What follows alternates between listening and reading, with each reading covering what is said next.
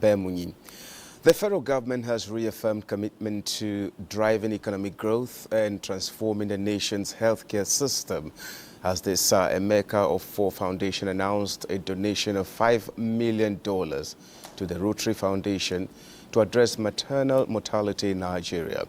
At a courtesy visit by the chairman of the trustees of the Rotary Foundation, Mark Daniel Maloney, at the presidential villa Abuja, Vice President Kashim Shettima lauded the significant contributions of Rotary International and other stakeholders to Nigeria's development. State House correspondent Abdurrahman Jibrila reports. How do you do, Your Excellency? I'm Mark Maloney, Chair of the Trustees. Chair of the Trustees, Rotary International, Mark Maloney, received by Vice President Kashim Shettima, affirming Nigeria's readiness for economic resurgence, seeking deeper involvement in combating environmental challenges such as desertification and deforestation through initiatives like the Great Green Wall, assuring government's continued investment in education to address Nigeria's youthful population, noting that education is the ultimate game changer, which offers the opportunity for even the most disadvantaged to rise and make an impact. Rotary is a globally recognized organization that doesn't need any introduction. We appreciate you, we value you, and be rest assured that we don't take your appreciation for granted. We'll continue that partnership.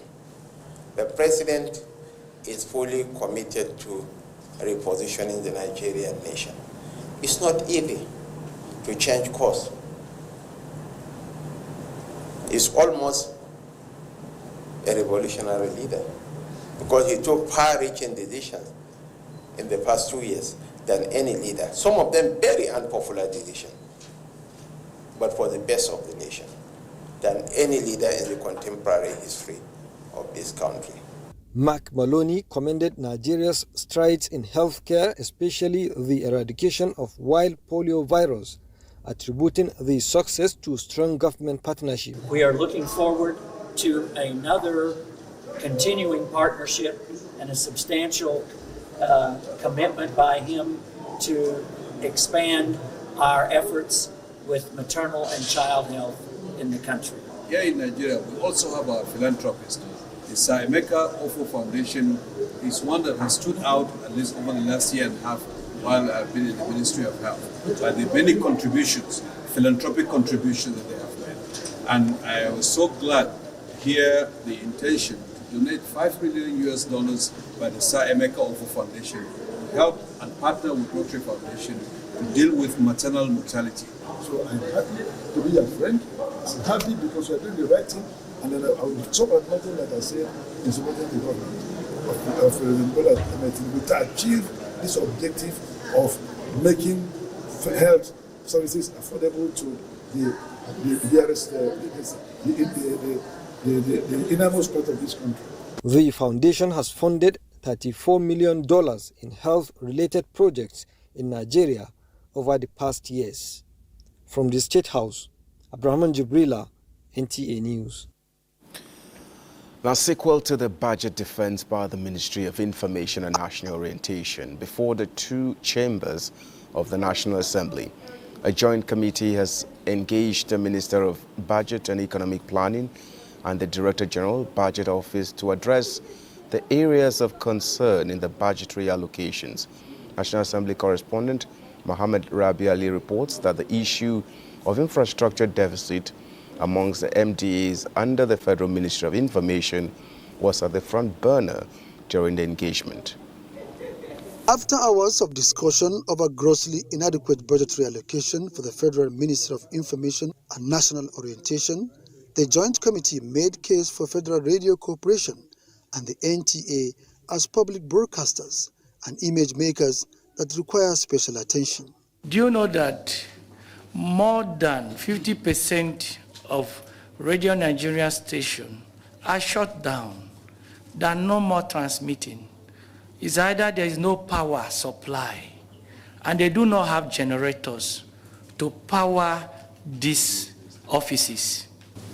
The person who is representing the people in the House of Reps should have a voice so that we can all give you what our people really critically need, and you put it inside the budget. Not to sit down here, DG, and decide what will happen because there is money. I think the whole orientation of budgeting, DG budget, needs to change. I come from the same senatorial zone, and in specific, the same local government with the Minister of Information. The NTA office in Bida is not functioning. The FRCN in Bida, we are supporting it on our own, and not through funding of the government. So, except for salaries that are being paid. So I think this is a very serious thing. If we want to launder our image as a nation, then we must be ready to pay for it. The ball is still in your court. You can still do something by liaising with the appropriation, which will make move from our end. But if all of us can join out to do this, I believe that much can still be achieved. The Joint Committee members thereafter listened to the representatives of the Minister and Budget Office calling for urgent action to address the envelope system.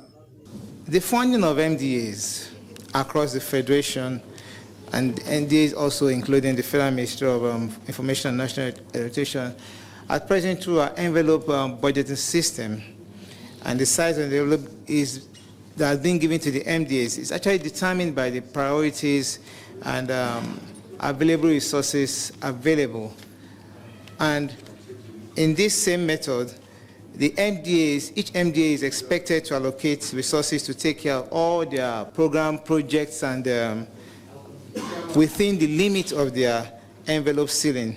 As much as I do not like the envelope system, and I hope we will be able to change it together, because I have seen what it does. But that is why whatever it generates, we take back to Mr. President and the Federal Executive Council to moderate. An executive session was held, after which the National Assembly and Budget Office agreed to review the budgetary allocation and further continued with a tripartite meeting to have a smooth envelope system for the Ministry of Information. From the National Assembly, Muhammad Rabiu Ali, NTA News.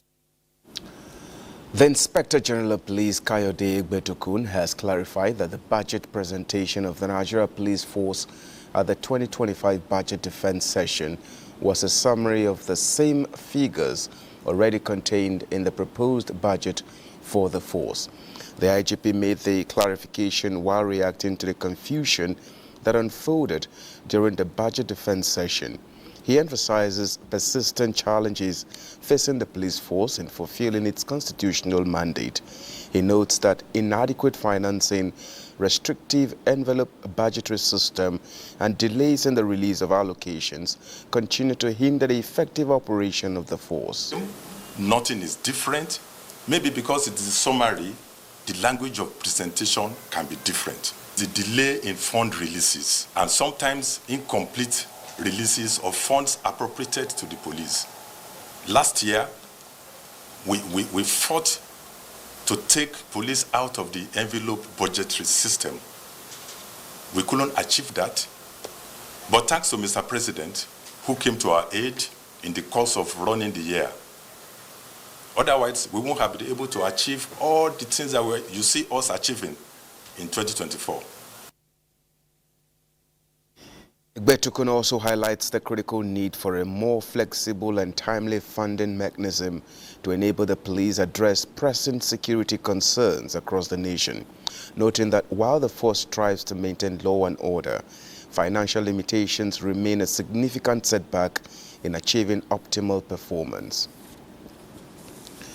Now, the Ministry of Works is upping its games with a 2-day retreat for engineers and project supervisors leading the steps. This is to speed up the pace of delivering top-notch road infrastructure under the presidential agenda on road infrastructure development. Abdullahi Mohammed reports. With More than 2,000 inherited projects in its kitty and 300 more initiated by the Renewed Hope movement. Quality and timely delivery no doubt require intelligent supervision. We cannot continue with old method and expect to have improvement on our road infrastructure. And the ministry leaves nothing to chances. Its controllers, engineers and project supervisors across the country are back in the class. With a professional engineer on the driver's seat and the best hands in the industry, the talking heads, the result a combination of commitment and passion for delivery. Let us place the nation ahead of each and every of our interests. And use your support and cooperation. Our President, President Bola Ahmed Tinubu, will surely succeed on his renewed hope agenda, which is to put smile on the faces of Nigerians. And before the goodbyes, the minister directed that speed bumps must be removed from federal roads across the country. The National Assembly had directed that these bombs should be dismantled. But even on our own, we've seen the menace of these bombs.